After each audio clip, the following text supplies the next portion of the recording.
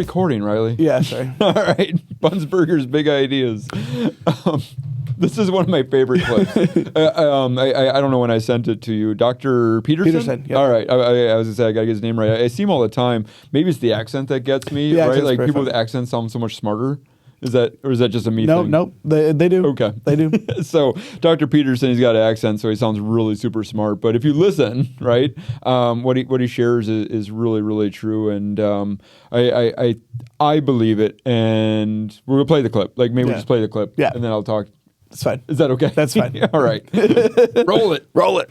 Your job isn't the minimal set of responsibilities that you have that someone else delivers to you. If that's how you construe your job, and then you think, well, I've done my job, I've done enough. It's like, I don't care how much you've done, it's not enough. Now, you're never going to make more. You want to be the person that the person who has the opportunities turns to and gives you more opportunities. That's who you want to be. And the way you do that is you do everything you're supposed to do as fast as you can and properly. And then you might ask for what else you could do, but if you're even smarter, you look around and you think, what around here hasn't been done that I could do? And then if you're even smarter than that, you don't do that invisibly, because then you end up a martyr. You want to go to your employer and you say, look, here's what you asked me to do. Here's how I did it, like ahead of schedule and under budget. Then here's a bunch of other things I found to do, and I did them. You don't blow your own horn, right? But you're acting as your own advocate. You bring it to the person's attention. And then if the person's busy and has opportunities in any sense, the next time a problem comes up, they think, who should I? Oh yeah, I'll give that opportunity to him. You know, you'll see people in your life, you think those people are lucky. Sometimes they are, and you can get unlucky, and that's for sure. But they're often not exactly lucky. If an opportunity comes their way, they don't think they're better than the guy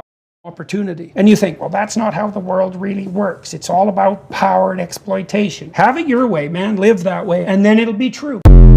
So my initial thoughts, right? Like, first of all, I don't think people get as lucky as they think. Like, I always kind of felt lucky. But honestly, as I look through my career, I've realized that I say yes, and I've said yes to almost like every opportunity that kind of came my way, especially with the organization and the operator I'm working for. Like, I always found a way to say yes, right? Like, when I first applied with him, I had already worked at a previous McDonald's, had experience, and yeah, they offered me, $10 an hour, and I didn't like the $10 an hour, but guess what? I said yes. And then I worked hard, and I kept working hard, and I kept working hard, and I kept working hard, and I always tried to make everybody above me in the restaurant be the best restaurant it could be, and for the leadership around me to look as good as they could be. And I didn't go screaming to the wolves every time something was wrong, right? Or, hey, look at me, I did this. Like, There's a difference between like tooting your horn and showing your value. Yeah. You know? Yep. And I also feel that way, the opportunities. And I think he said it perfectly too. You're not better than the opportunity that you've been given. Because, there's some egos that get in the way. And I know we've talked about ego a little bit, but you have to have an ego, but if it's inflated, then it's just going to get in the way. So like, you have to be humble to a certain degree. I'm like, I don't mind, and I know it may just be words here, but like, I don't care if I have to go clean a bathroom or take out garbage or, make food or clean the grease like, I don't care, right? Like, it just doesn't bother me. And I think by saying yes to those opportunities, and he also, talked about like, do your job, do it well, and then look around, right? Like, you don't have to go, like, I don't have to go, hey, Riley, what else would you like me to do? There's always something to do in a restaurant. And honestly, like, that's what I loved about like the overnights, because yes, there was customers to serve. It was like one of my favorite things, because there was just opportunity everywhere. So every time, I would go clean, and I would clean the stuff that people just didn't notice, right? or were blind to, or just didn't see anymore, because it's just been that way. Yeah. So did my job, and I think maybe it's me, but like the people who look at others and compare themselves to others, like, really annoy me. Like, it's the people that say, well, they're not doing that, or they're not, why should I do that? They're not. Like, it's just, no, just do your job. Be your own person. Do your job and do it well. And there will be opportunities for you if you just stop blaming it on other people. And that's what ends up happening. Yeah. Like, I'm going to tell you, right? Like, when we start talking about who do we envision running our restaurants? Who do we envision as department managers? Who do we envision, for staff or consultants or whatever role, we have available? You start thinking about who's been successful with the tasks that they've been doing. It's not about maybe that restaurant's results. It's about that person and their results and the way they look at opportunity and the people who do say yes, right? And sometimes it's not a good opportunity. Sometimes it is, but like you really start talking, right? Like if you want to peek behind the curtains, that's what happens, right? We start putting names out there and saying, okay, what has this person done to help the organization? What has this person done to help their team? What has this person done to?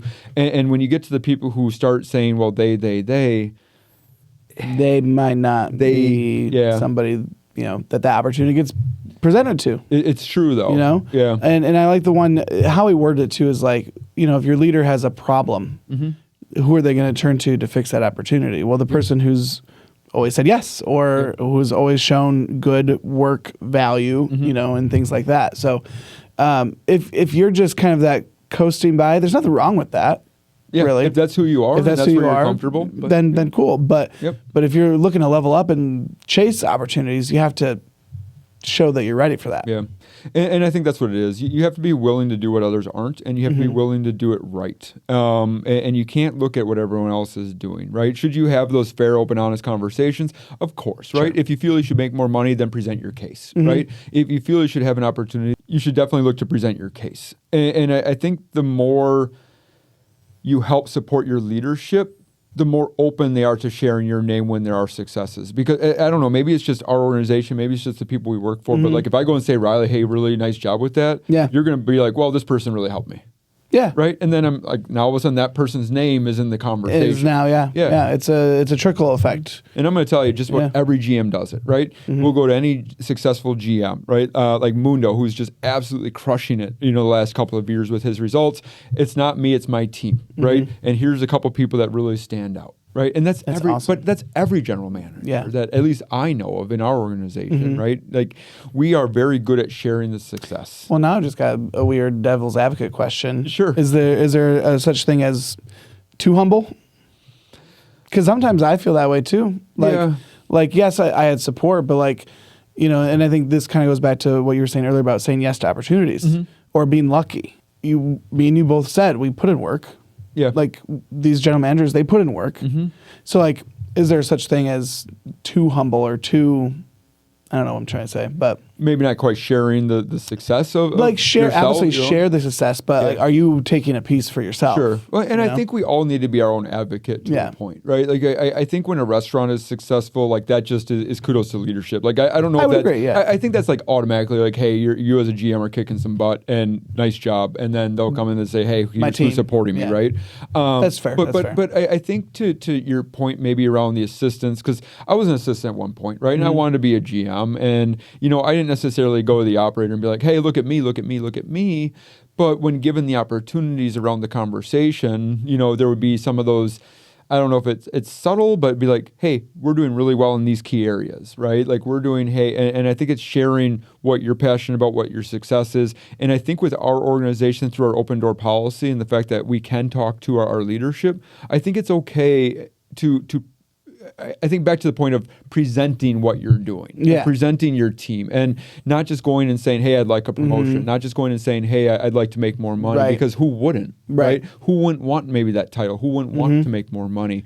But build the case. It's more sort of share the success. And just share what you've been working on. Yeah. And I think that's okay. I think there's a way to do it where it's not necessarily bragging about yourself, but it's a way to share where you are successful, because let's face it, we don't see everybody, right? Yeah. Like that's the hardest part for me is I don't get to work with every individual. And I guarantee you right now, we have a handful of people who probably aren't maybe seen for who they could be. And they're killing it right now. And they're absolutely crushing it. Yeah. And that's where you have to be your own advocate to a good degree.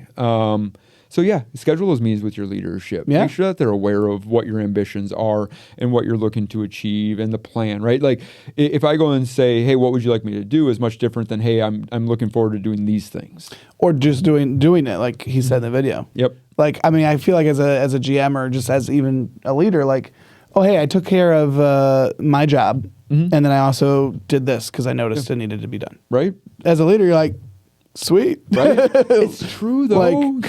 Like nice. And obviously, honestly, some of those things are like things you didn't even think about that were needed. Oh yeah, I didn't even see that. Yeah. Like I didn't even see that needed to be done. So thanks for catching that. You know, Yeah. like.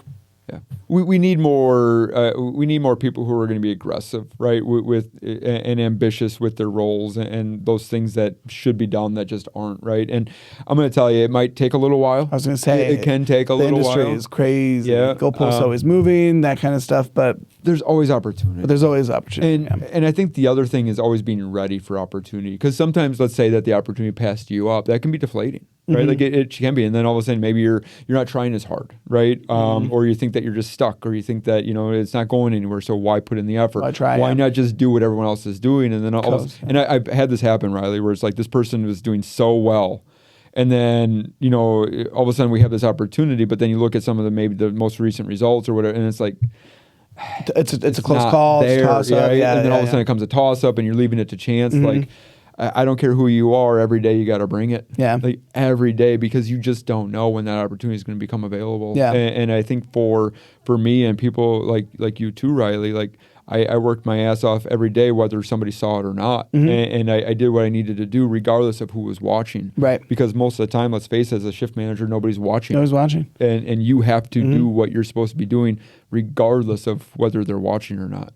So absolutely, plenty of opportunity. You got to be willing to do what others aren't sometimes, and I think that's what really can get you ahead is being able. You don't have to be the best, you don't have to be the greatest, you don't have to be the smartest. You just have to be willing to try. Yeah, willing to try and showing the effort. Yep. I mean, it comes down to that, and showing that you're interested, and showing that you're bought into the vision, like we talked about. Exactly. And you're here. So. Right. And maybe that's the thing right now. Let's end with that, right? Like internal verifications are a thing. You don't need your general manager to do them on you. You do one on yourself. Do one on your peers, right? Like do one on each other. Like how cool would it be if there's a little study group at like, or like a little book club, little book club of a couple managers, and they're just chatting about policies and procedures. Right. It's absolutely true. Like there's so many new things going on every day, anyways. Yeah. Well, it's a good conversation. Appreciate Grab the it. bull by the horns. Yes. Do all the things. Yep. Listen, learn, and lead. Listen, learn, lead. Thanks, guys. Thank you. Thanks for joining us on Buns, Burgers, and Big Ideas. We hope today's episode inspired fresh ideas for your leadership journey. Be sure to subscribe so you never miss an episode, and keep learning with us as we continue to explore leadership in the QSR world. Until next time, take care and lead well.